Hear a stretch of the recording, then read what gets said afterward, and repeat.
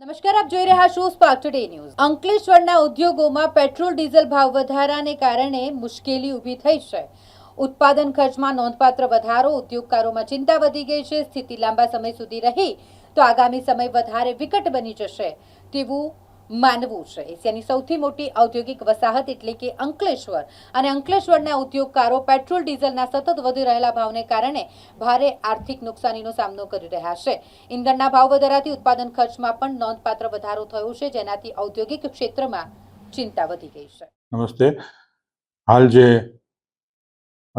Iran, Iraq, Israel વચ્ચેનું યુદ્ધની પરિસ્થિતિ છે તેમાં ક્રૂડના ભાવ સતત પ્લસ માઇનસ થયા રહ્યા છે। છેલ્લા 10 દિવસમાં ડીઝલ અને પેટ્રોલના ભાવમાં અંદાજિત 9 થી 10% ભાવ વધારો આવેલ છે। ગઈકાલે બી અંદાજિત 2.5 થી 3 રૂપિયાનો વધારો આવેલ છે, જેથી ટ્રાન્સપોર્ટ જગતમાં ટ્રાન્સપોર્ટેશનના ભાવ વધશે એટલે રો મટીરિયલનું જે ઇનપુટ અને આઉટપુટ ઇન્ડસ્ટ્રીઝમાં થતું હશે એમાં ટ્રાન્સપોર્ટેશન કોસ્ટ વધશે, ભાવમાં વધારો આવશે।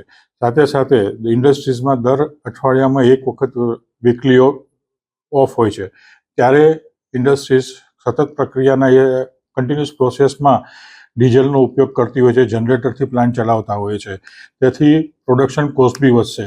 અને જો હાલની પરિસ્થિતિ આવી રહીને સતત ક્રૂડમાં અને પેટ્રોલ ડીઝલના ભાવ વધતા રહેશે તો ઉદ્યોગ જગતમાં કોસ્ટિંગના હિસાબે માર્કેટમાં ટકવું મુશ્કેલ પડશે।